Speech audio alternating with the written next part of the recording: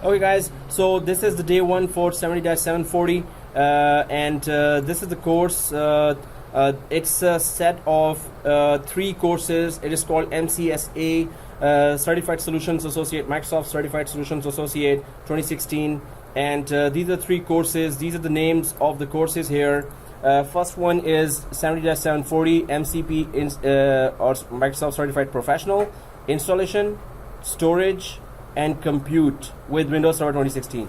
So second one is 70-741 Networking with Windows Server 2016. That's a lot of IP address related, and if you hate maths, that's something that we're going to be struggling on. If you love maths, that's for you. But it's not all maths, it's all about Windows, so don't worry about that. Third one, Identity with Windows Server 2016, that deals with cloud as well, but we're going to be talking about cloud in that's 740 as well. The best thing to do is be an MCSA 2016. Don't do just one course, because every course has different critical topics regarding all the Microsoft networks across the companies right now, across the globe. Those all features that they are using now, they are represented in these topics in these 3 set of exams. You don't have to go for 5 exams, you just go for 3 exams and you're good enough in the market to say that yes, I can handle Microsoft servers, right? So here what we are dealing with, what are the topics of the first course here. I'm just gonna click here and it's gonna take us to the Microsoft skills being measured site, and this is a site that doesn't open. No, it's my Google. And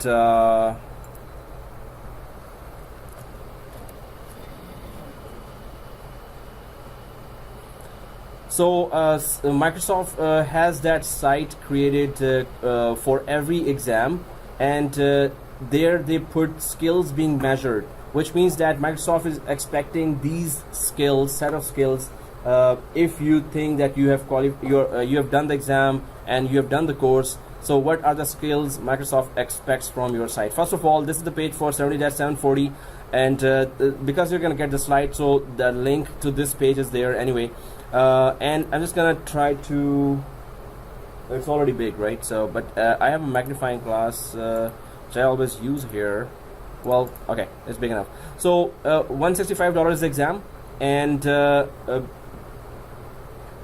Centennial College, two of you are from Centennial College. You have the email, and you're from some other college, Sanicum, and you are from Centennial, right? So if you are related to any college,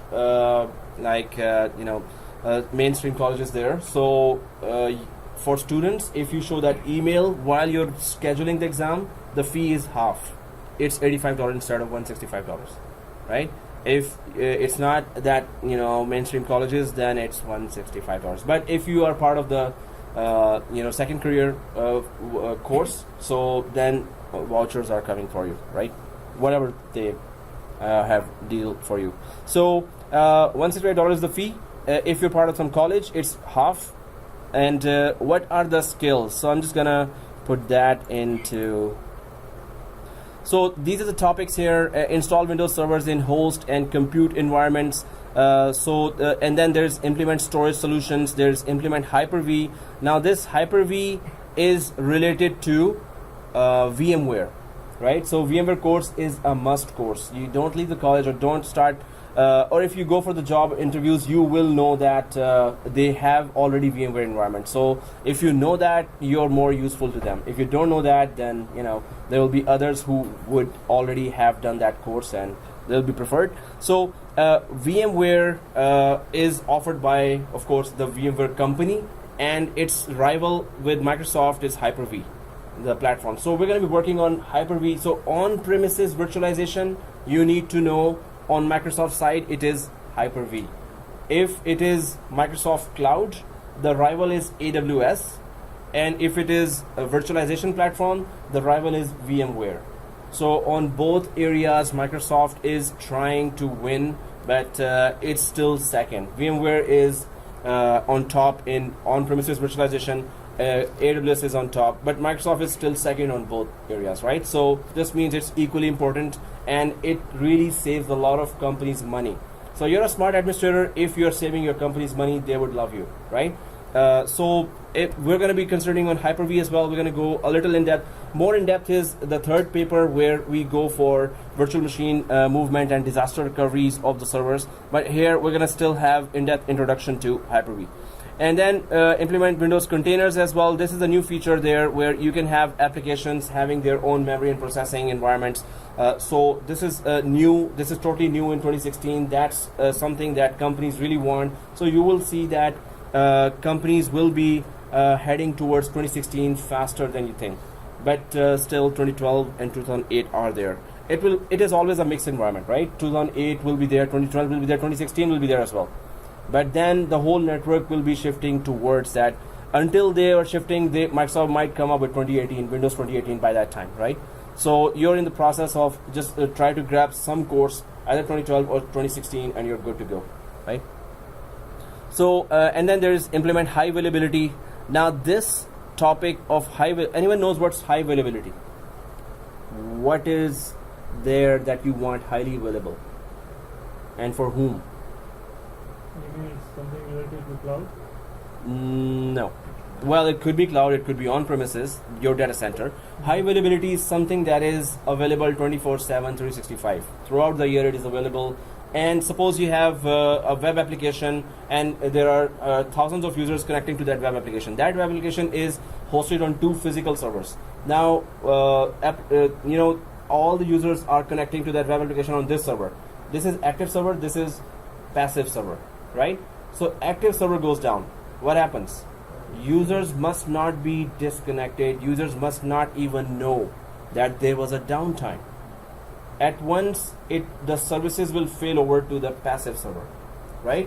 And passive will become active until you fix the active server that went down.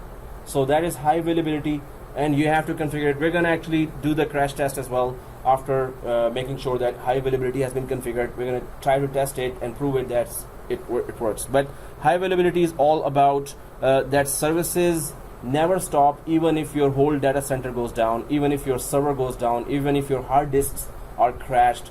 Any kind of disaster happens, users have no idea what happened. Users have continuous service going on, right? That's high availability. So high availability of which services you're giving. If thousands of users are connected to any service, certain service, that service is critical, right? It has to be highly available, right? So that's high availability. Passive, you're saying like a redundancy. Standby. Redundancy, right? Redundancy, exactly. So implement high availability. Then there's maintain and monitor server environments. Of course, maintenance and monitoring just means that you have an eye on all the servers and components that are working in the environment. If you miss any, You could after. Oh. I'm wondering, are we going to get into Active Directory, creating user profiles in this one? oh, that's the first stop. Okay. That's the first thing we're doing. This is just an overall. And today also we may or may not be able to touch that, but in the next class we'll be going into Active Directory. Without Active Directory we don't have a network at all. So definitely we're going to be touching all that. And this 3 courses, they revolve only around Active Directory, only. So you will be having in-depth Active Directory. You'll be saying, oh, too much, come on, don't talk anymore. So it'll be a lot. So anyway, guys, here monitoring, of course, again, as you know that you have to keep an eye on your network. If you miss it, if you miss any alert that was coming to you, if there are many monitoring software like SCOM. SCOM is the granddad of all the monitoring softwares by Microsoft. SCOM, maybe some of us may have heard that. SCOM, System Center Operations Manager. SCOM. But the companies are using SolarWinds. That SolarWinds on internet, if you just type those names, you will know that so many companies have purchased those services. There are many open source monitoring software there as well. Open Manager from HP. So there are proprietary software, monitoring software there. Then they're from IBM as well, from other servers as well, from other vendors as well. Those monitoring software, well, they are separate software, but definitely Windows platform itself offers a lot of monitoring software. So we're going to be monitoring, we're going to be touching those, and we're going to be doing some labs on those as well. So here, if we go install Windows servers in host and computer environments, there it is, all the detail is written. They have improved a lot from Windows 2012 in terms of the exam as well. They've made it a little more tougher now because the environments are asking more. Vendors are asking more. Hey, your Microsoft certified does not know this or does not know that. So now they're making sure that all the topics must be touched by, or you must have very good input into all those topics. And I'll be putting all the labs there for each of those topics there. So determine Windows 2016 installation requirements, determine appropriate 2016 additions per workloads, install 2016, install 2016 features and roles. So that's a lot of initial stuff, and that's what we're going to do today. And we're going to try to at least build up our environment of 2016. There is that nano server that we're going to be talking about. There is that manage and create images. Anyone has ever dealt with images in the environment, or any idea about images? What is an image in IT? A snapshot of your computer. Exactly.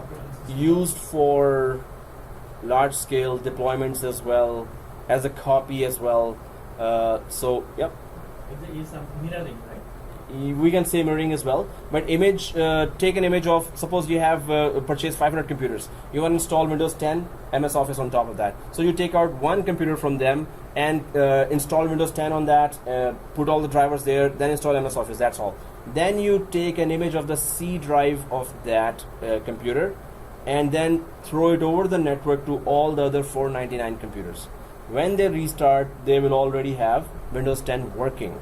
So you just install once properly, and then you just throw that image over the network to all the computers, and they work. They just start working, right? So that's the image taking. How to take an image. Now these subjects were, in Windows 2012, the sequence was different. This was the second course where they were dealing with deployment. Now they are putting the more interesting things and longer labs in the first course. So 2016, I'm saying that is a little more tougher than 2012. Those who have done 2012, they would find it a little more tough. But the way we're going to do that, it's going to be easy for you, hopefully. And Windows Core, this is, anyone ever heard about Windows GUI and Windows Core? So GUI is graphical user interface. The graphics, we see that, click, click, click. Core is, it's the same Windows, but you give commands to there. CLI, command line interface. So exactly, PowerShell, you can give commands. What you're doing, click, click, click, you have to do it in commands. But there's a lot of difference. There's a lot of benefits to managing a server with the core. So we're going to be installing server core as well. We're going to understand what is core, how can we manage that, what are the different areas of doing that. Then there's managing the keys. Suppose you have 2,000 servers there and 10,000 computers, Windows 7, Windows 8, Windows 10. They all have to be, you have to buy license for that, right? So you have to deploy keys on them. So license keys can be deployed from KMS as well, which is Key Management Service. That is another server that is just responsible for managing keys, managing licenses of thousands of computers and servers and applications as well, right? Every application needs a license as well. If you're installing MS Office on 10,000 computers, 10,000 licenses of MS Office only are required. So there are many long list of Microsoft applications that requires licensing to be managed and maintained. So there is a separate key management service that maintains that. Well, these topics and introduction to these topics will be going on throughout the course. We're going to be doing actually all the labs there, but I'm showing you this page. This link is there as well. You can track our progress as well from here, and we will be doing all of the labs. Wherever the lab is not possible, I'm going to tell you why it is not possible or how much time it will take. Some of the labs are very complicated. Some of the which maybe just 1 or 2 labs that are very complicated, but normally I try to do all the labs. I don't reach. That's why the course normally is supposed to be 40 hours, but normally my course is always 50 hours or more. So we take our time to do all the labs, right? Unless you're in a hurry. Nobody's in a hurry, right? But we need to understand, the main thing is that we need to do all the labs. So it will take longer time than what the course has to be finished on. So guys, there is a lot of terminology showing here. I can give you a brief introduction to all. We have talked briefly about that. This is the page where we talk about that, but we need to set up our lab today as well. basic lab. We have to start setting up our basic lab, right? So we're going to be starting to do that now, and I'll be explaining each and every step of the lab, what we're doing and why we're doing that, right? So we will be continuously discussing these topics. Actually, we will be doing those topics, right? So instead of giving brief introduction, because brief introduction is kind of like we get it, we don't get it, right? So better we start the lab, better we start creating our network and start building our networks, and then start putting all the topics there together one by one. But I'm going to be, wherever the lab is longer, I'm going to go back here and start talking briefly. But we have to start the lab right away, right? So because the demo will take always longer time, but this will build our confidence on the technology here. So what is the plan here? The plan is we will be creating one machine first, one virtual machine inside the VMware workstation. That machine is called template machine. Template machine. What is the purpose of a template machine? The only purpose is to create clone / copy machines, copy virtual machines, right? Now, throughout the course, we will be implementing a lot of features and roles, and we might mess up our machines as well, right? It's good to mess up if we are learning something, right? So we might need those machines quickly again. So if we have a template machine, we can quickly create a clone or copy machine out of that, instead of installing the whole Windows again and then configuring the whole thing. We're going to be installing a Windows here. We're going to be configuring it properly, and throughout the course we're only going to create copies of this machine to add it to the network and start our work quickly, right? So if we don't have a template machine, and if we need a new machine during the course, in the middle of the course, so it's going to take a longer time to install full Windows, then configure the whole thing according to our course requirements, and then add it to the network. That's going to take a long time. So we're going to do it only once on the day one, and we're going to understand how do we do that, why are we doing that, right? So we're going to create a new virtual machine inside VMware Workstation. We're going to install Windows 2016 operating system, and that's where the first network lesson also starts. You will be copying Windows 2016 ISO from your computer, from my computer to your computer, right? So over the network, you'll be copying that. Then this ISO we will be starting to use in our first template machine. So this first virtual machine, we're going to be installing Windows 2016, and then on top of that, we're going to make 8 modifications, and those 8 modifications will help us run this course smooth. Otherwise, if you miss any of those modifications, you will be stopping the class. Okay, I don't have this, this is not working. So some of the common problems that do come, we're going to remove them on the first day. So smoothly, we'll be concentrating on implementing the 2016 features and understanding the 2016 features, right? So once these 8 modifications are done, that's the second step. Third step is shut it down forever. That's the third step.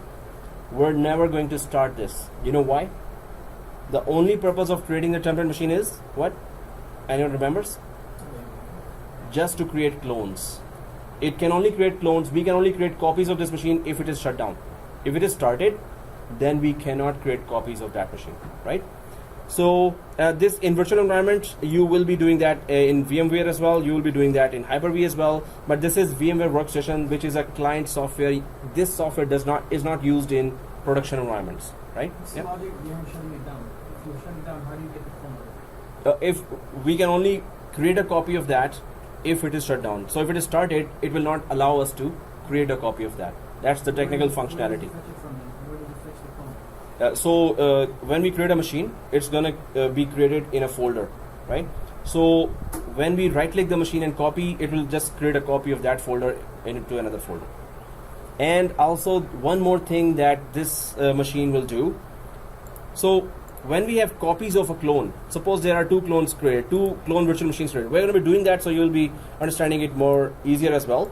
But suppose there are 2 copies created here. In the network, copies cannot be totally similar. right? So there is one identification address called SID, or security identifier. Now this address, this is an alphanumeric address. It's something like this, you know, some alphanumeric characters, right? So this address has to be unique, and this address can only be unique if you have done the last step. First step is install Windows 2016 on an empty machine, empty virtual machine. We're going to do that now. Second step is make 8 modifications. This is our requirement. Third step is if you want to make copies of this machine that should have unique SID, unique SID. So if you want to achieve that, then you have to run a tool called sysprep, system preparation, sysprep. You have to run, the final step is, so I'm just gonna, this is the first step, this is second step, this is third step, right? So sysprep does only one thing.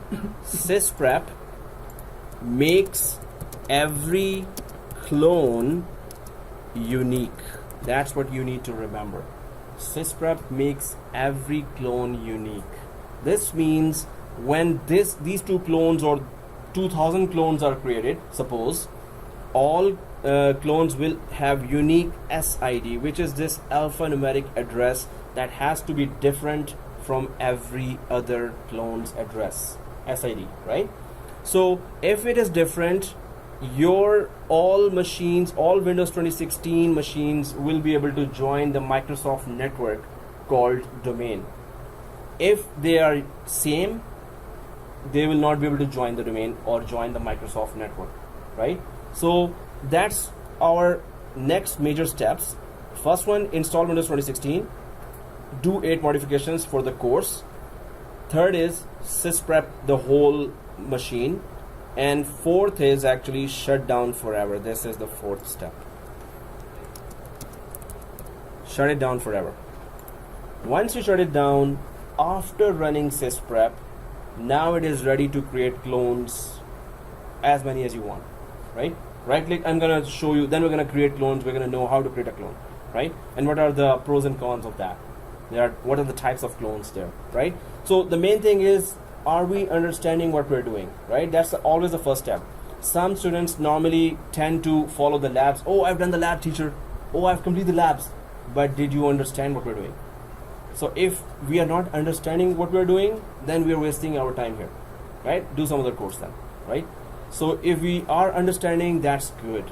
If you miss something, please ask the question, raise your hand, stop me there, right? Make me repeat that. So yep. Step number 2. Mm-hmm. So 8 modification. Uh-huh. So what they we have to install and then modify it. Now those 8 modifications are on our way, but examples are, for example, turn off firewall, change the time zone.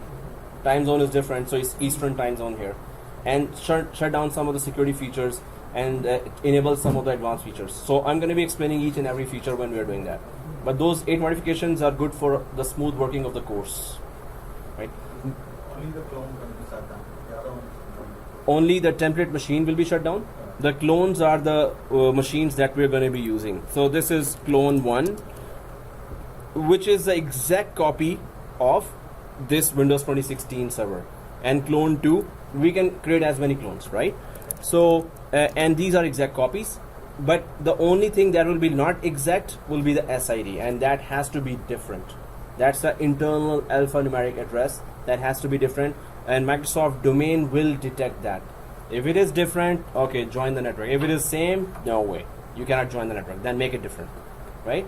So this process is sensitive. If you missed any of those steps, if you did not select the proper check boxes, so what I'm doing, you're going to be doing that. So this is the easiest way to do it, right? You're doing the first time, no matter how complicated it is, if you're seeing it, you can understand and do it easily as well. Plus it is being recorded right now, so anyway, it's gonna be easy, right? Am I recording that? Yeah, numbers are moving, so that's good. Okay guys, first step here, 2016. So first step here, I'm just gonna go, so we understand this plan, right? Okay, not this plan. This plan. We understand that, right? So second thing, any questions? No. So second thing is open VMware workstation. So do we see this icon on? Okay.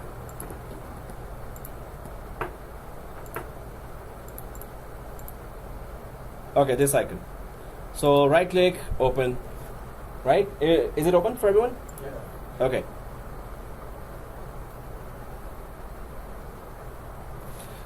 What I was talking about, good hardware. So you can see that, all the networks, Citrix, Office 365, MCSA 2012, VMware 6.0, 6.5. So all kinds of networks I can create because of a good hardware.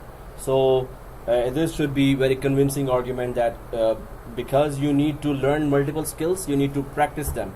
In order to practice them, you must have your own hardware to practice them anytime, anywhere. If you don't have that, you're going to be depending on these computers whenever the time is available, and if you are free and if this class is free, so you're going to be not practicing then if you don't have your own hardware. So you must have your own hardware, right? So now if this is the case here, let me just close the whole thing. Okay, second thing, you are in IT, so just like soldiers have their equipment and guns and everything, or doctors have their stethoscope and everything, IT people have their USB. Do we all have them? Yes. Oh, we have that. Cool. All? So you're not doctors? Like doctors have stethoscope and their equipment, IT people have their equipment. So USB is one thing that IT people always have or must have, right? 16 GB, small USB stick or everything, right? That's one thing. Second thing is, okay, now I'm going to tell you some steps. You're going to do that. What we are trying to do here is copy 2016 ISO. This is just one file of Windows 2016 from my laptop to all your laptops, right? Or all your desktops. All you need to do is, first step, you need to make sure that you're able to ping my address. Second step, you're going to access the shared folder of my laptop. Third step, you're going to copy from my laptop 2016 to your desktops, right? That's lesson number 1 on networking, and that's going to be the longest one. Others are all easy, but that's going to be long. So guys, here I'm just going to, so see the board. What is my IP address? First of all, you need to know that. Second thing, you need to ping it from your machine. So in your machine, if you're inside, see this, you have Windows 10. Can you do this? Right click here and Windows PowerShell admin. So again, right click here on the left side, Windows icon. Everyone sees that icon? Everyone sees that icon? Right click Windows icon. Again, I'm showing that right click Windows icon. The mouse is shivering here. So once you right click, can you see Windows PowerShell admin? Command prompt admin, sorry. Command prompt admin. It's the same thing. You can ping from both. Command prompt admin, everyone sees that? Yeah. So if you see that, please click that. Command prompt admin, click that. Oh, click no for that. No, click cancel. No. So it is okay, go for command prompt. So there is a command prompt as well. Without admin. Can you go for without admin? So see this again. Yeah. Yeah. So see this. There's a just command as well. Command prompt as well. Well, it is showing PowerShell here, but command prompt without the admin word. Can you open that? Yes. Yes. Okay. So who have opened command prompt without admin? You have opened that. Who is unable to open? Can you tell me who is unable to open command prompt without admin? You opened that? Yeah, I opened without admin. Good. You anyone not open? Okay, good. So What's the password? no, without admin. So without admin, it's not gonna ask for a password. Yes, for this one. Again, yes, see this. Yeah. And without admin, there is another one. Upload. Yeah. Okay. So I'm just putting IPconfig. What does IPconfig do? local IP address of my computer, right? So if I do IPconfig, so mine would be a wireless LAN, media connected. Oh yeah, this one. So Ethernet adapter. So can you see if you can ping 192.168, this one, .10.33? Are you able to ping 192.168.10.33?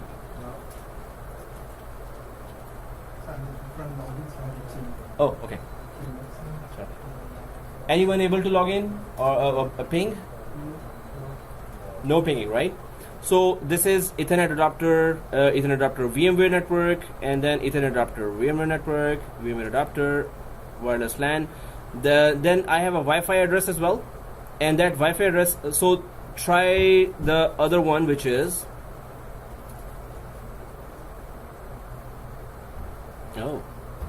it's not showing me Wi-Fi address. Media disconnected. Hey, are we all connected to the? So can anyone tell me the IP address? Anyone can tell me your IP address? Do an IPconfig, your own IPconfig. Can you type the command IPconfig in your computer? 192.168.16.204. So you're on 16, 192.168, 16.204. You're on 16.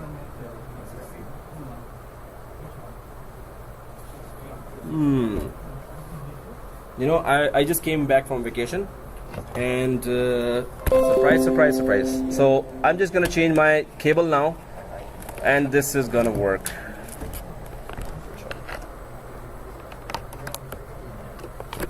He's on 10. So you're on 16, I'm on 10, right? Oh, I'm on 10 as well, guys, now. It's 10. Okay, guys, see this? I've just changed the cable. Can you ping this address? 10.33. 192.168, 10.33. Before it was 16, right? For me. Now it is 10. Can you ping this address? 192.168, 10.33. Before it was 10.33? Oops. Nobody is able to ping that? And yours is 16, right? Or yours is... Oh. Yours is... We're all 16. Oh, seriously? Oh, yours is 10? It's not ping? So, you're on 16, you're on 10. Okay, you know, after vacation, they've changed the whole network. You're on 10 as well. And you cannot ping mine. Okay, guys, so they changed a lot. This is normally I ask, that do this. Okay, one last thing.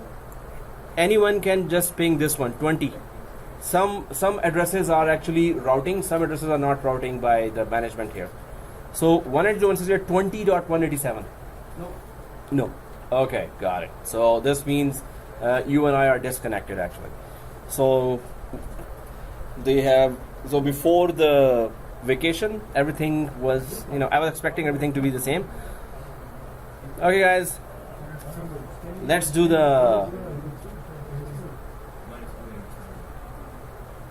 the other way. Okay.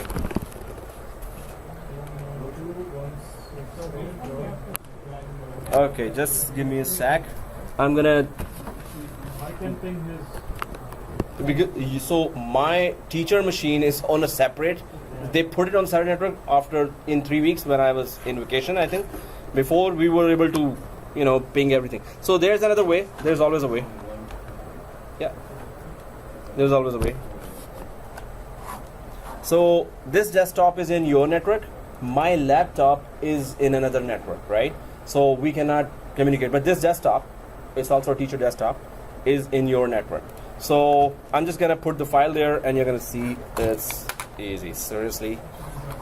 Before the vacation, I was able to do all that, but Sir Brian has changed everything. No, actually, they should have told me at least. So I'm just, guys, I'm gonna give you the address for this machine. I'll log in from. Okay, give me a sec, guys, and I'm gonna pause that here. I hope I remember to. Video resuming now. Okay guys, we've resumed the video, and I'm just copying this ISO to the teacher machine because I want you to copy in your machines as well. And in previous courses on the day one it used to work fine, but after vacation it's not working. Anyway, I'm just back to the slide here where I was talking about actually on the website that we were talking about the subject topics. Now here, first of all, we're doing the nano server full Windows 2016 server. Then we're going to go for server core. Then we're going to go for nano server. So these are all three types of installations. First of all, it will be GUI or graphic installation of 2016, and then all the additions that are there, we're going to be going one by one. What are the additions? There's standard edition, there's a data center editions, then there is a long list of features and roles that we're going to be doing in all three courses, because all the roles and features cannot be covered in one course. So according to the difficulty level, roles and features are divided there, so they will get more difficult. The way they have planned 2016 in Windows 2012, first course was the easiest one, not very challenging roles. Second course was a little harder, and then the hardest, right?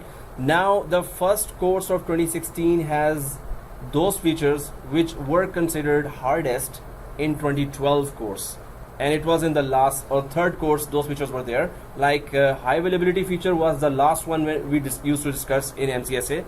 Now it is the first one here, high availability.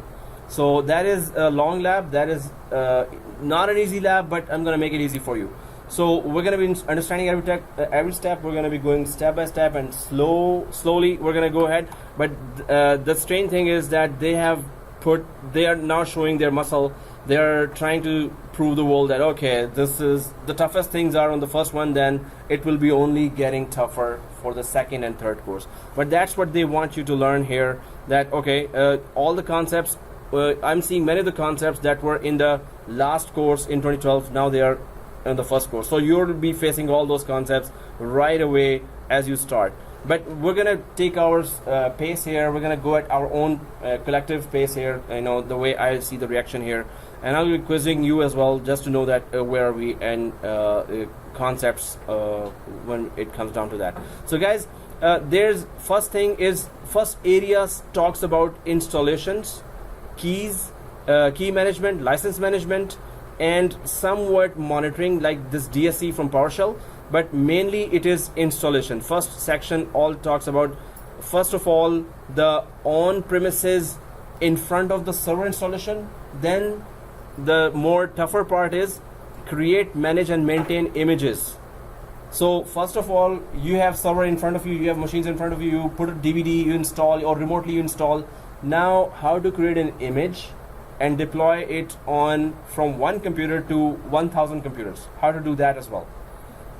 So we're going to be doing that as well, and that's going to be required. And not only Windows, how do you deploy Windows?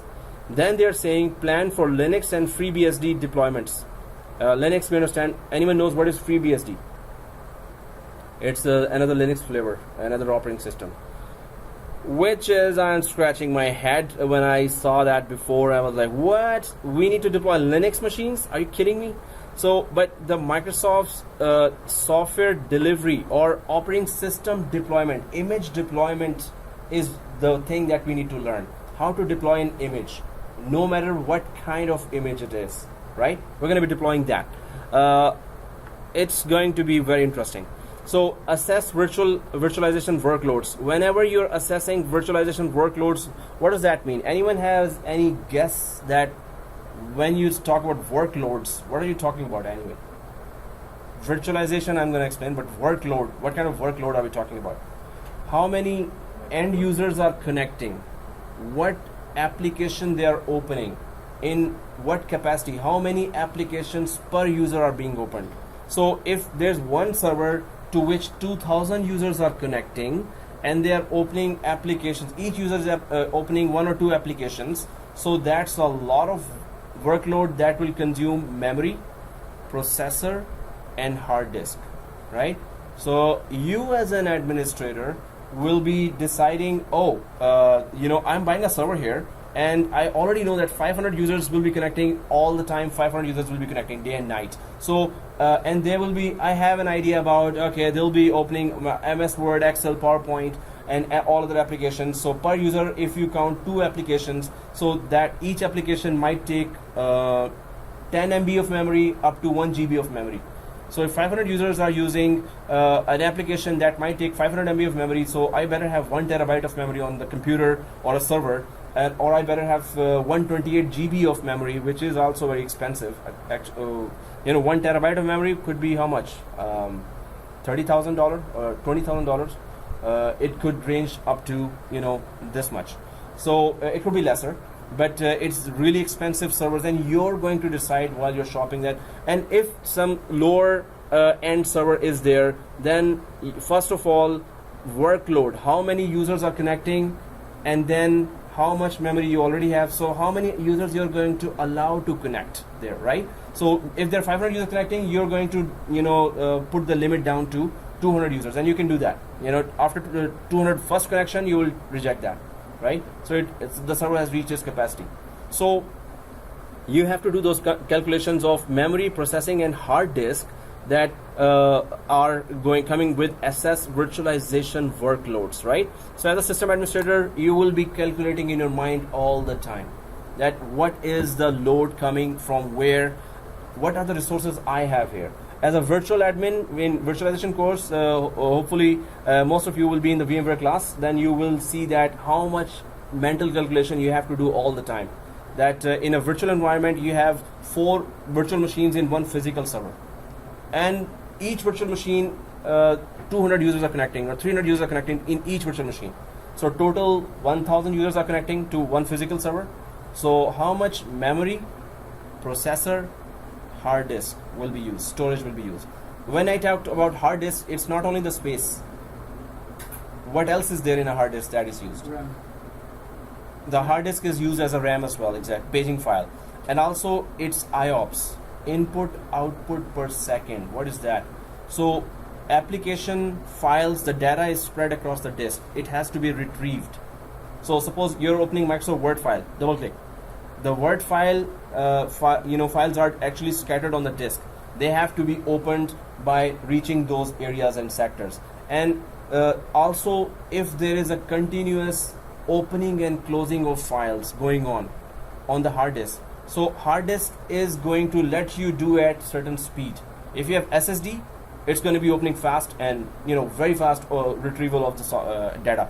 If it is HDD, it's going to be slower. You've opened certain files here. You're opening Microsoft Word file, Excel file, PowerPoint file.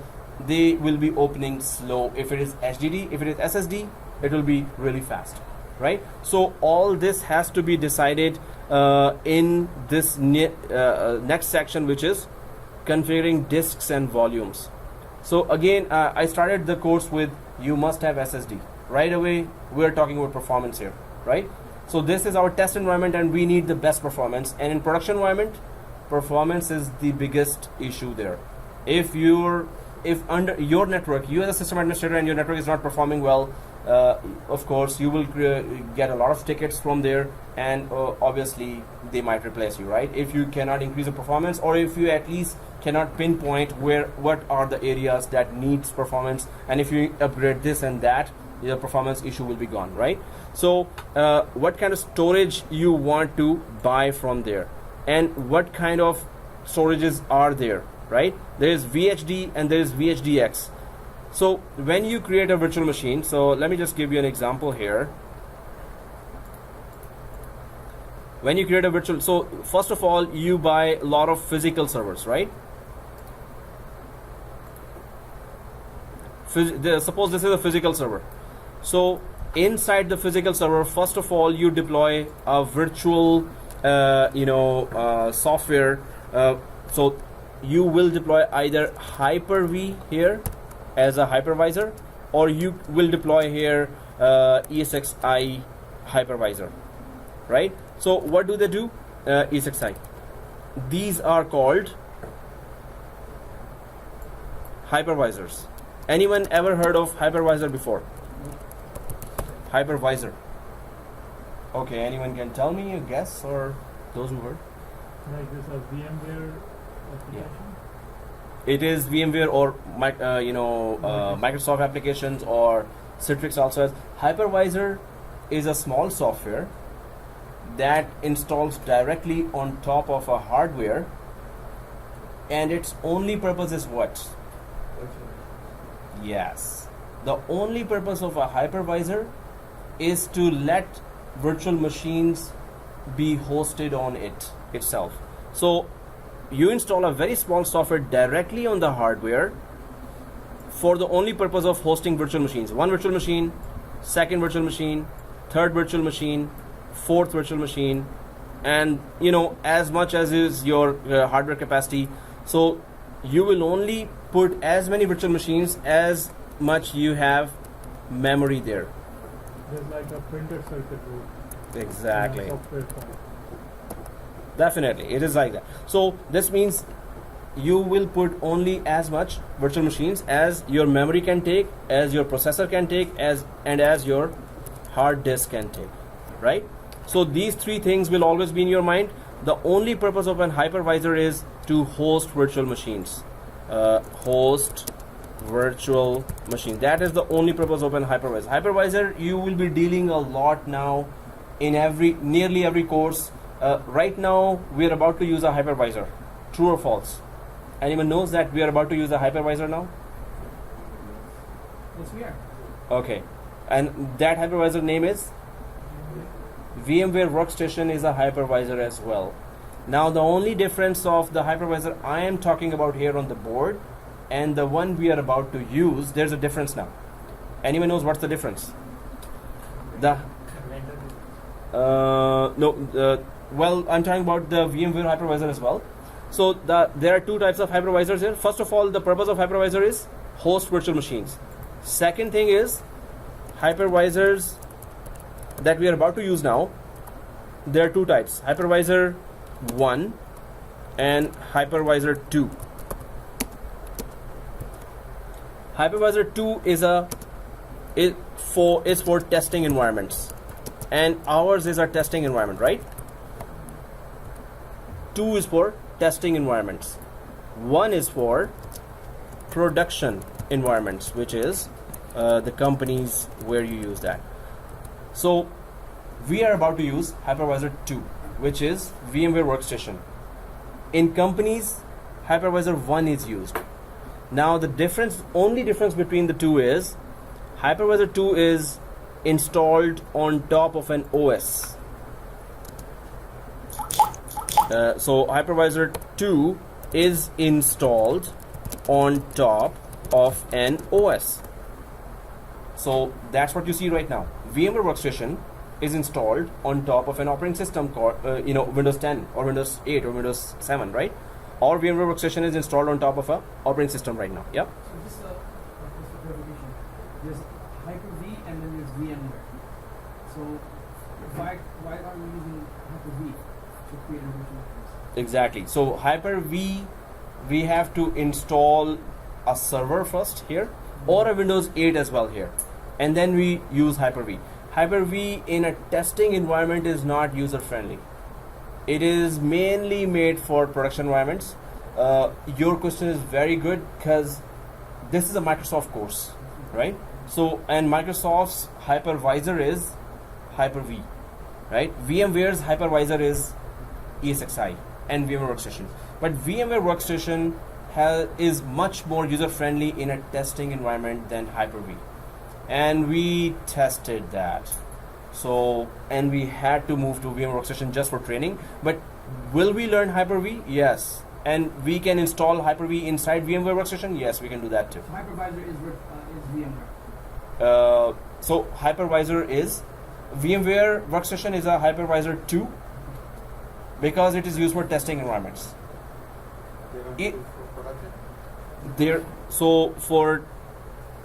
Let me just show you that. Oh, there it is. Cool. What happened here? Guys, hypervisor 1 is used only for companies. We're not going to use that here unless you're doing a VMware course. In VMware course, we're going to use hypervisor 1. I'm going to see in great detail, in depth, that it can handle a lot of stress and loads and all kinds of scenarios it can support. So hypervisor, one example is ESXi by VMware, and hypervisor one example for Microsoft is Hyper-V by Microsoft. You're gonna hear that a lot in today's market. And there are many other vendors who have created their own hypervisors. Zen server by Citrix.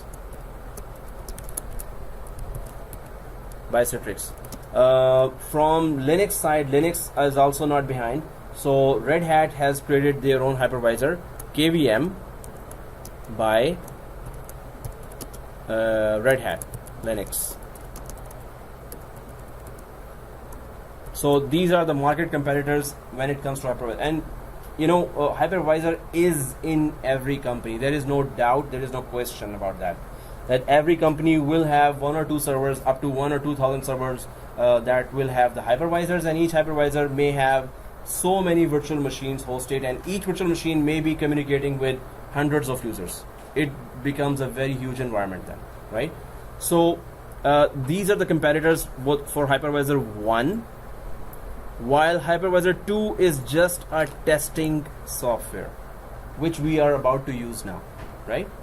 So hypervisor 1, you should know that what are those, which companies are offering those, and hypervisor 2 is something that test environment you can use. Companies in production environment, they are not interested in that, right? Because they have limited capabilities. For the jargon, hypervisor and Hyper-V can be confused with it. Yeah, Microsoft put it. Hyper-V Yeah, is a hypervisor from Microsoft. from Microsoft.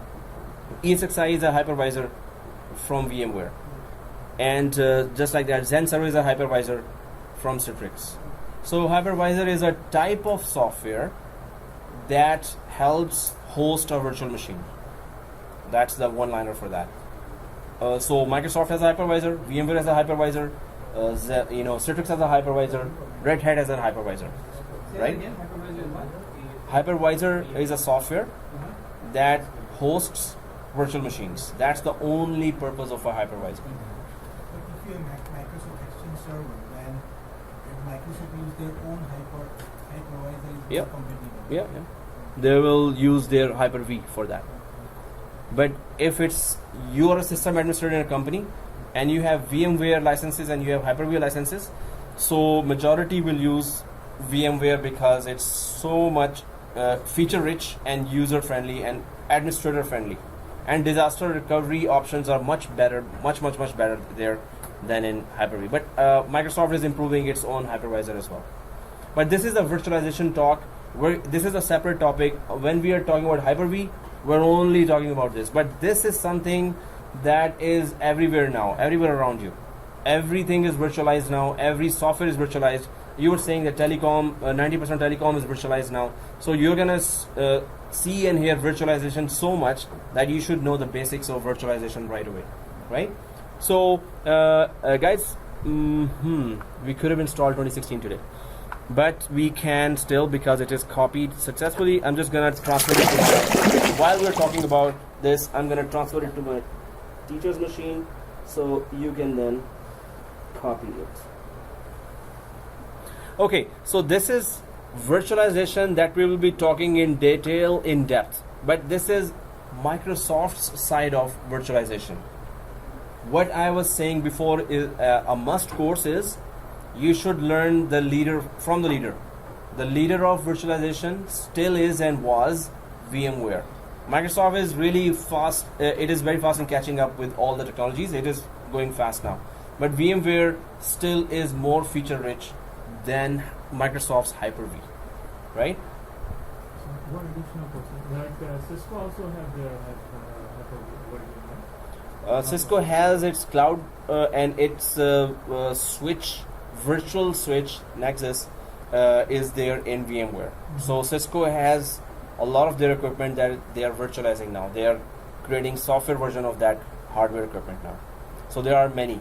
Cisco has their cloud as well, but I'm not very sure about Hypervisor. I think they are using from the Linux. They could have used open source, but If it is a proprietary Cisco one, then I'm not aware of that.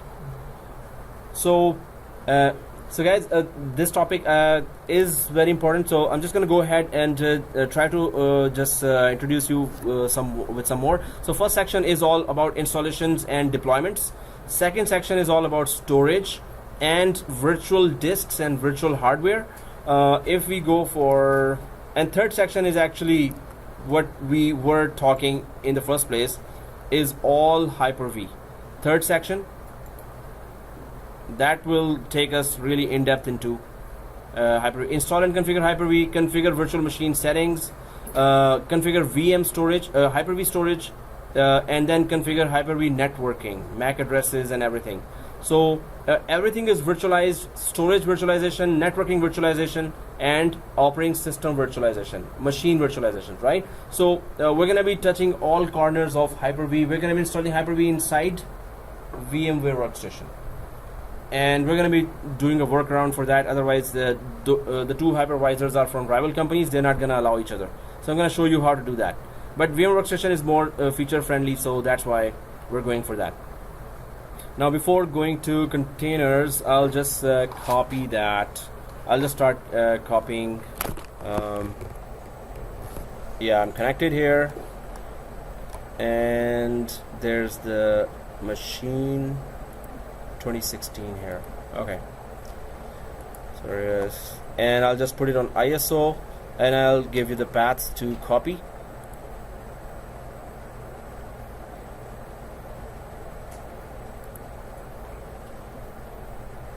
And it is 2016 being copied. Okay, guys, so let's talk about the rest. Yeah, it is 2016 being copied here. So it's gonna copy. Let's continue. Now, after hypervisor, yeah, one more thing about hypervisor is VHDS and VHDX. So one more thing about that is, so this is a physical server, right? And inside there are 4 virtual machines here. 4 virtual machines here, right?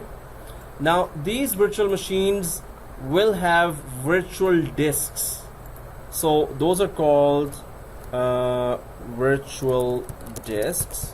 Their extension is .vhd or .vhdx. So all virtual machines will have their virtual memory, virtual processor, and virtual disk, right? Just like physical machine has physical memory, physical processor, physical disk, virtual machine will have all of this hardware as virtual, right? So you have to remember the extensions of the virtual disks of Microsoft virtual machines. So Microsoft's virtual machine have a virtual disk whose extension is .vhd or .vhdx, right? So exam questions might come this way, that okay, we have converted a VHD to VHDX. After that, can we still, during that process, can the data survive or not? So that's one typical question there, right? So, but when they're talking about we converted VHD to VHDX, so what is VHD? What is VHDX then? So VHD is just a virtual disk extension, right? It is a file that is serves the purpose of a virtual disk for a virtual machine.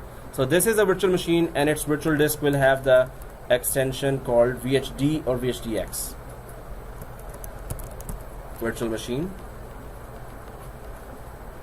Yep. So this is one thing here, that in the virtual environment you need to know all the extensions, all the terminologies there, all the words that we're talking about, all the vendors that are competing with each other. Since we are going for Microsoft course, so we'll be all interested in Hyper-V, how Hyper-V works, what is the in-depth of Hyper-V. When you go for VMware course, you will see in-depth how ESXi works and why large environments are adopting ESXi as an hypervisor and Hyper-V also as an hypervisor. So many students here said that when they were interviewed and they have done VMware course, but they were asked, hey, do you know Hyper-V as well? Because we have Hyper-V as well. And VMware is much more costly.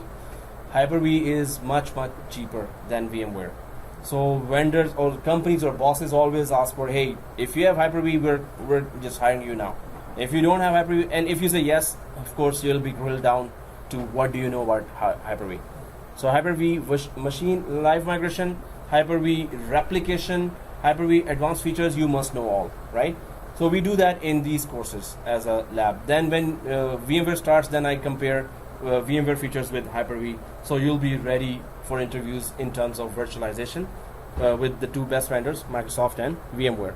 You just mentioned virtual machine has virtual memory, virtual processor, and virtual what one? Virtual hard disk.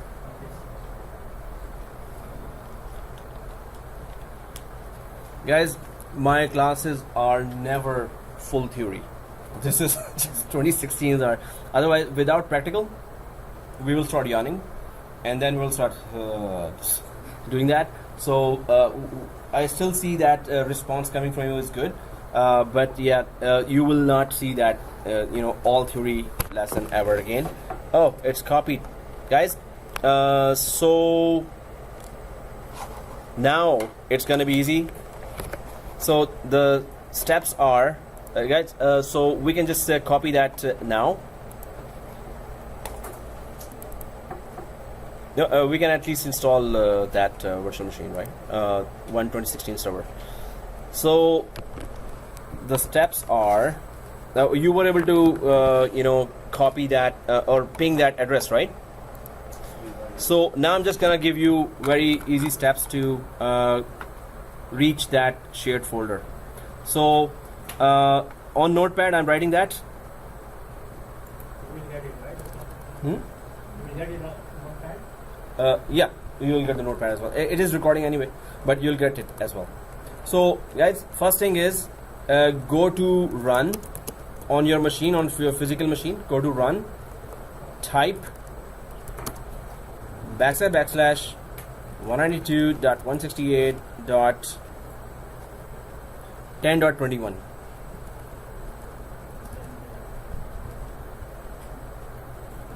/ go to run. So how do we go to run? Everyone knows that? Yeah, right click the start button here, and the run is showing here. Right click the start button here, and right click the start button and type, and just click the run as it's showing in the board right now. How to type the text? In so // how to type // so I'm gonna come to you now. If you type this and press enter, do you see a username password showing up? The username, if you see the username password, I'm gonna be coming to your machines as well. So if you say the username is student, password is also student, it's all small case. Once you put that and press OK, do you see a folder structure? Yeah. Yes. So if you see that, I'm going to be coming to your machines one by one. So you should be seeing ISO, big folder name called ISO. Student, a small case. You said it's working for you? It's not just accepting the You didn't put any, capital signs there, right? Okay. Okay. So the main thing is that it is asking for this. The main thing is I think they've changed everything here, and without my permission. Okay. Never go to vacation again. That's a lesson for everyone, right? Oh, okay. So I was working fine with all this. Day one normally. Okay, so complete disaster. I had no idea this is happening. So, okay guys, half an hour left. Let's just talk about this. I never do that. This is the first time doing that only theory. Without lab, we don't get that, adrenaline rush in us that, when we install 2016, we have that sense of achievement, or when we do some lab, that sense of achievement is there. Although, what we're getting here is also discussion about what we're about to do in next classes. But, yeah, this is strange. Now is, we can just talk about it, or I can give you the disk and you can copy. No, I'll just do that later. But it was supposed to work, and student is not working. This is username and password credentials are there. Yep. Student was supposed to be there. Mm-hmm. What is wrong with that? Sorry guys, this is the first time it's happening. Netplus and Microsoft. Yep. Netplus.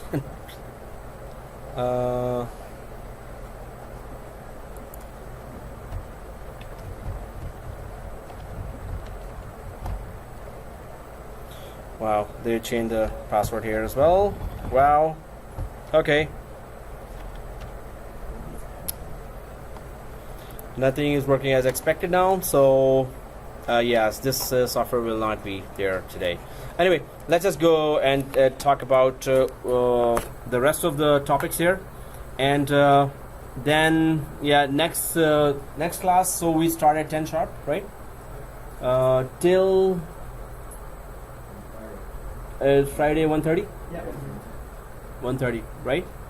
So, but we can talk to the college about opening at 9:30. But 9:30, everyone can reach, or who cannot reach on 9:30? You cannot reach. Oh, even if one cannot reach, we cannot have a class. There's 4 guys who cannot reach on 9:30. So it's 10 to 1:30, right? So 10 sharp we start the lab actually. So can we reach at 10 sharp, including me? Okay, yeah. So yeah, today I was at 10. 20, 10. So 10 sharp means 9:55. 9:55 exactly. So 9:55 we start the lab, right? In the policing world, they say if you're on time, you're late. Wow. That's what they say. If you're on time. Whoa. Okay. Yeah. That's good. Nice. Okay. So 9:55 we start the class, right? Yeah. Don't worry. I'll be much earlier here. So, but if they, 9:30, so we don't talk about that because we cannot make it. Majority of the students. Okay, guys. So I'll just keep on going now, because then that day we're just doing the lab. Serious. Okay. So here, implement Windows containers. Now, containers is a totally new feature. Deploy Windows containers, manage Windows containers, determine installation requirements and appropriate scenarios for Windows containers, install and configure Windows Server container host in physical or virtual environment, and install, configure Windows Server container host on Windows Server Core and Nano servers. So all these, this is totally new. The concept behind, this is a brief introduction. If I go down, I'll be using a lot of new terminologies that will be just flying over us, like a F-16 plane or something. So better if I just give you some one-liners. The only purpose of containers is to give a specific application, specific set of memory, specific set of processor from one physical server. So if there's one physical server, there are 10 applications. One application requires 64 GB of memory, not less, and no other application can take that memory while it is running. So you're specifying one set of hardware for one application, and that application is not the only one in a physical server. There are 9 other applications. Though one application requires 64 GB memory, one application requires 4 GB memory, one application requires 10 GB memory, right, for its running. So in containers, you can set up all these specified environments by giving specific hardware to specific application. So that application will have secured that amount of memory for its working, right? Suppose if container is not there and 2 applications are simultaneously turned on, or 3 applications, Word, Excel, a movie player, of any file server application is turned on in one physical server. So they will be fighting for the memory that is available on a physical server. What if an application starts and the memory that it requires is guaranteed to be given to that application? That memory will not fluctuate. So is that where the concept of high availability comes in? For example, if I knew that my employees or the staff is using one application, everybody's using it at the same time. So I create a container dedicated to that that application? Yeah, Is yeah. that the concept of high availability? It's more. There are more in-depth features as well. I'm just touching the surface here, but high availability in terms of not losing memory and because of memory not crashing.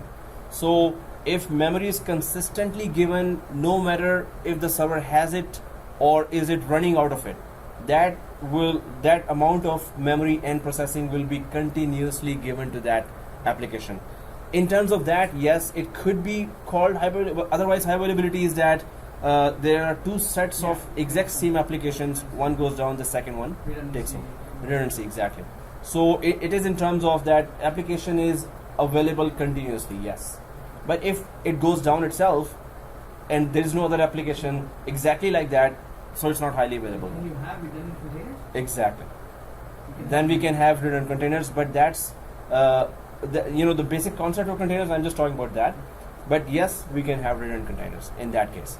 So, but it is continuously available, and at least you're guaranteed that this application will not go down or if the performance will not go down just because of lack of resources, hardware resources, right? But that's, I'm just touching the surface here. There are many new terminologies that will be used just to explain other further concepts of containers. We're going to be installing containers. We're going to be implementing that. We're going to try to crash them just to check that how it works. Then there is implement high availability. Okay. Now this was supposed to be the third course, which is supposed to be the toughest one. Now the good news is the third course of 2016 is more about cloud, right? They're really asking or wanting us to indulge into cloud, try to understand the cloud terminology there. So we're going to be going for Azure 30-day trial version. So guys, there are some things that you have to do yourself as well, or there's small investment that if you really want to learn today's new tasks that are given to system administrators, you all must have your website on godaddy.com. This is a $5, $2 per year website. So maybe you had in mind one day I'm going to open a company called this. So maybe you want to open a website for that company and just buy it, or yourname.com. That's it. Let's go for that, right? But there are $2 per year. There are $3 per year. Maybe you're going for, my name is Ahmed, so Ahmed.xyz. If the extension is XYZ, maybe it's much cheaper than .com extension, right? Which is much more popular. So you have to buy, before we reach this cloud aspect of the course, I would want you to have a GoDaddy website already purchased, right? So when I say that 100% of students, they all purchase that unless they don't have a credit card or they're afraid to use that. In that case, in today's world, yes, we have to be careful, but this is something you have to learn. Without that, you're not going to understand how cloud works, right?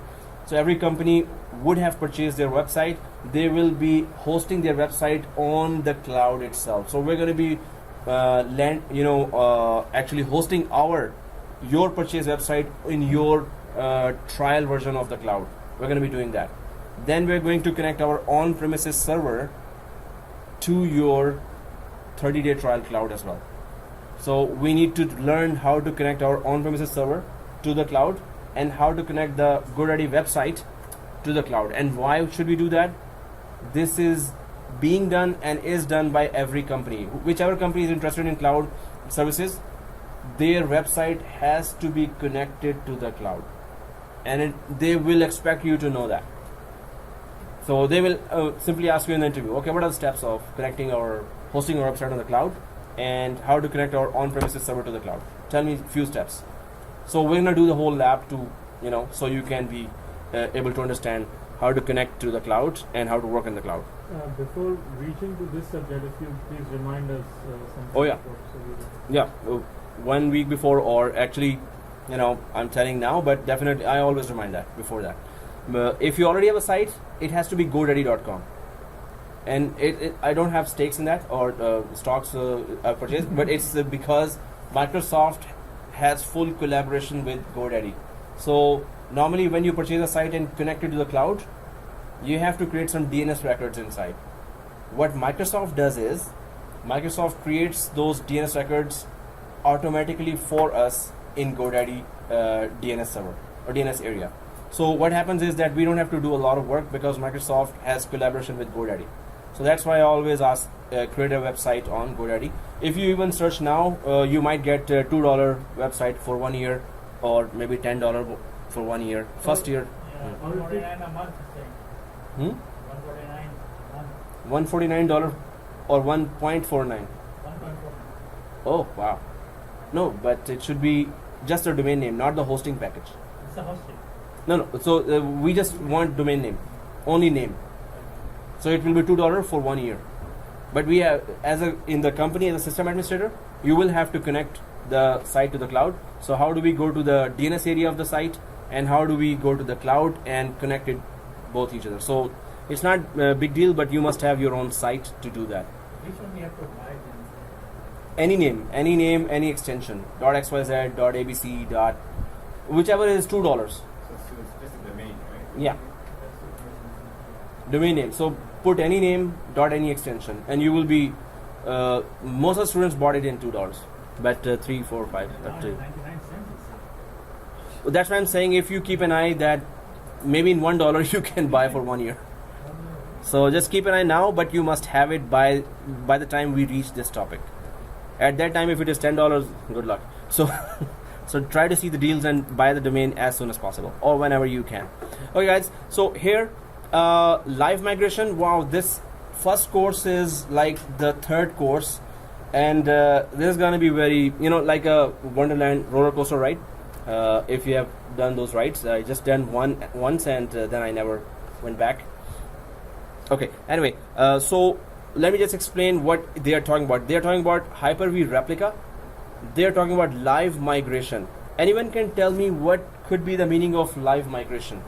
What are we migrating, and what's the big deal here? Yeah, like migrating live to something like online Yeah. through the cloud. Oh no, not the cloud. So I'll be creating the diagram. Yeah, you're saying? So live migration is the big deal. It is called vMotion in VMware. It is called live migration in Hyper-V. And what is the big deal about that? I'm just going to draw that here. And we're doing it in the first course. That's thrilling. That's really thrilling. You're going to be doing a lot of stuff that will make you system administrators sooner than later. So, I'm not scaring you that, oh, it is very difficult. But in 7412, we were expecting that in Windows 2012 third course, when you have done so many labs, we have done so many labs and jokes and everything. And then you're like, okay, bring it on. Then you say, bring it on. Now it's the first course that is offering all those challenging labs. So it's going to be really good. And it challenges to me that I have to show it to you in a very, very easy way. It's going to be easy for you to do. If I cannot do that, then of course I should just go for system administration. Back to that. Use the word hard and difficult in this course. Definitely. Fun and easy. There you go. Fun and easy. But the way they arranged it, they want you to be a real hardened IT admin by the end of the course. So, yeah, he's saying, good luck, buddy. Come on, I love challenges. Anyway, so no, it's not a challenge, it's fun and easy. Come on. So, guys, live migration. What's the big deal about live migration? And we're going to do that. Live migration, and we're gonna prove that it works perfectly. How are we gonna do that? We're gonna have two machines. So normally there are two physical servers. A Hypervisor 1 is installed on top of them, or Hypervisor 2, it doesn't matter. In our case Hypervisor 2, but in production environment it is Hypervisor 1 is installed directly. Whenever you install a Hypervisor 1 software on a hardware, this means obviously there is no operating system installed there, right? The only purpose of a physical server having a hypervisor just to host virtual machines, right? So Hyper 1 is installed here and here, right? Now you have one virtual machine. You have so many virtual machines here, and not only that, the virtual machines are here. There are so many end users right now connected and working on those virtual machines, right? So maybe there are 100 end users here connecting, 200 here, and 500 here, but all of a sudden the physical server has started showing degradation in performance.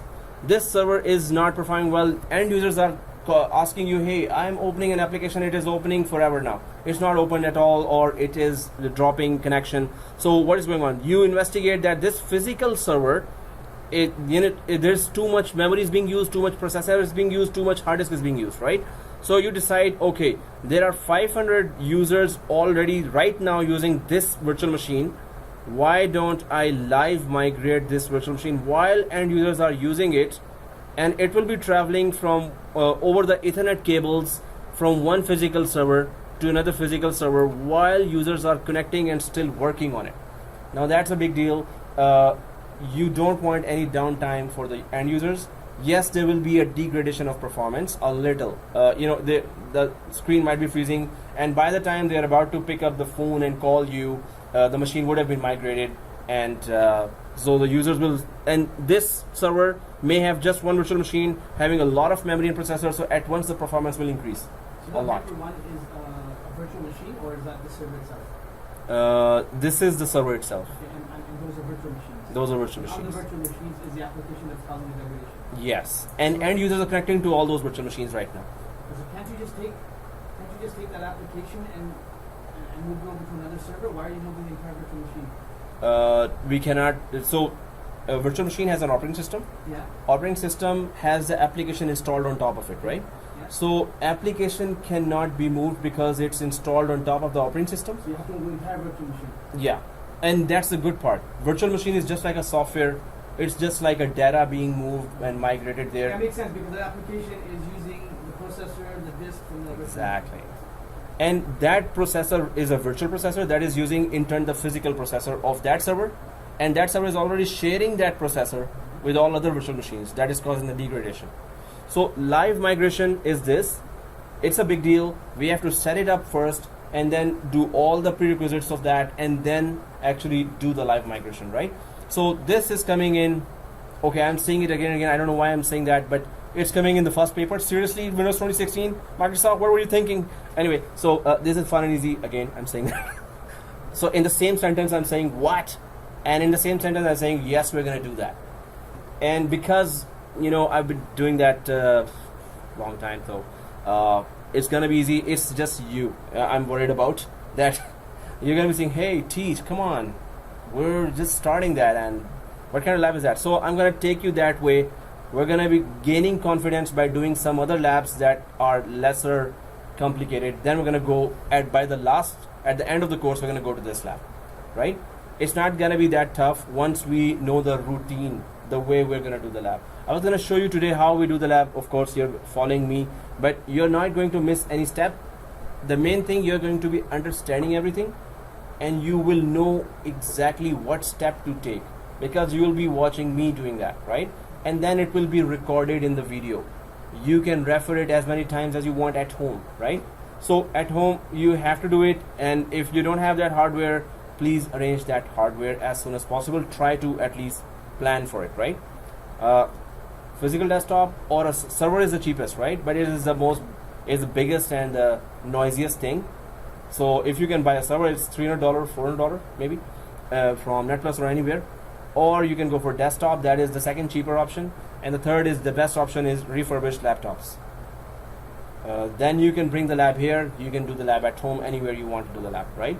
But you have to repeat all the labs. And for this course, I would recommend buy that hardware today. I'm just kidding. Okay. But this means it's urgent.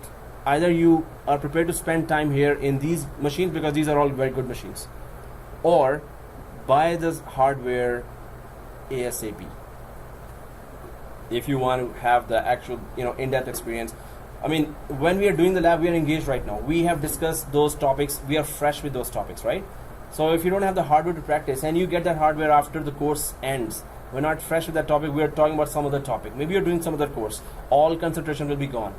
So if possible, try to arrange that sooner than later. One big partition is okay.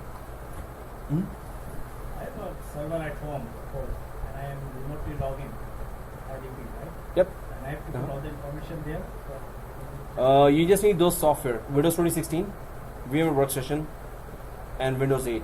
That's it. Or Windows 10. 3 software. That's all. At home. So will you give us the assignments on a piece of paper? It will be the video. So what we do here, repeat it at home. What we will do here in 4 hours will be so much, you won't be able to repeat the whole thing. And when you repeat at home, you will have your own errors coming. When you're following me, it's a different thing. You're just following me. When you're doing it at home, you're following the video. That's not much help. It is good help, but when you're doing it at home, not only that you're revising, but you're getting new errors. So that is the assignment. You have to repeat it at home, create the screenshots, and send me those screenshots. So today we would have done a lot of lab, but sorry about this. I was expecting it to be smoothly working, but it did not work at all actually. So I'm going to be asking at now that, hey, what did you change? My laptop and desktop cannot be accessed by the students right now, and everything changed. So on Friday, let's start it on 9:55, and it's all lab there. So 2016 will be there, of course, and we'll just start the lab, the whole thing, and install Active Directory, create our basic environment there, here. So the video for this now will be available if you have sent me your Gmail, right? So Google group invitation will be there, and video, and if you want to ask anything, just on the Google group. And you have my number? No, you don't have a number, right? So please write my number, add me to WhatsApp, and just ask me anything there as well. It's Amir, and it's 647-554-9446. So on WhatsApp or message, when you're messaging on WhatsApp, because I just gave it to George 1 students as well in 2 classes, and I'm gonna give it to Humber students as well. So please just identify yourself first, like your name and which college and which course, right? So I could know who's talking, right? So otherwise I'll be asking, okay, who's that, which subject is that, and while maybe I'm half asleep as well. So anyway, I'm here to help you, and please use that, right? Throughout the course I'll be following up with you aggressively, so please don't mind that. It's my job to do that. Okay guys, so it's nearly 2. Yeah. Windows 10 or 8. Better 10.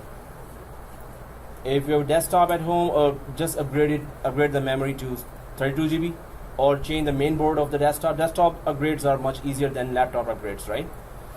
If you have laptop, if it is i5 and have SSD drive and have 30, it won't have 32 GB memory then. It will only go to 16 GB.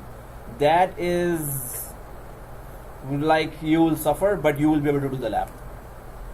But it's going to be really slow, terribly slow. So try to have 32 GB RAM or 24 GB RAM and SSD disk, right? So if you already have a laptop, you can change your HDD to SSD already right now, and 16 GB RAM. And if you have i7 processor, you're good already. 16 GB RAM will always, make you cry, because this failover clustering lab, it needs 4 machines, 4 virtual machines. So already we're going to be struggling. So we need a good hardware right away.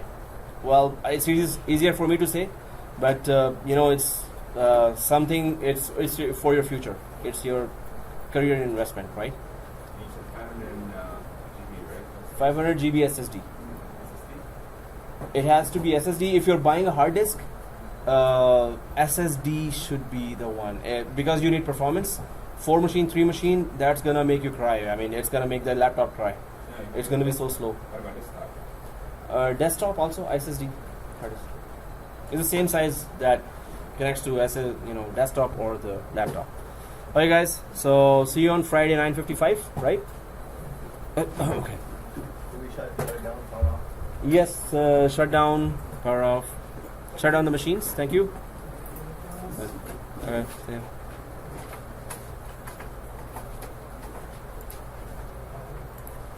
I just want to ask, like, how long the course will be? Like 40 hours normally it is, but because every class is a lab takes time, and that's why it could go up to 650. But approximately like a month or 1.5 months? So 2 days, and we have to complete 50 hours, so it's gonna be 2 months or more. 2 months or more. Okay. If it was 3 days, it would have finished in 1.5 months. It's gonna be 2 months or more. Thank you. Okay. 1:30 Juma. Will we be able to get them on? Yeah, here it is 2 o'clock. Here it is in Zephyr. Okay, that's where I'm gonna go. Oh, I'll also go there. Whose phone is it? Oh, somebody left. Oh, it's me. I was gonna say somebody left the food. Thank you. Quick question. I got this laptop from here. Uh-huh. So this is a quad, right? I just want to make sure. Intel R Core i7. Hey, good. Man, you're good. You just need SSD. 32 GB RAM, quad core i7. Thank you very much for that. Okay, it's So it should be good. W540. Hey, this is a rich guy. No. Where'd you get that? Get it from here. Very good. How much? 12, 15. It's gonna let them Very good. Very good. So I don't need the SSDs right in here. It's just, It is SSD is here. yeah, because the one I told him, the SSD, the power in. Oh, you're ready. Excellent, man. W540 is better. I have W530. Yeah.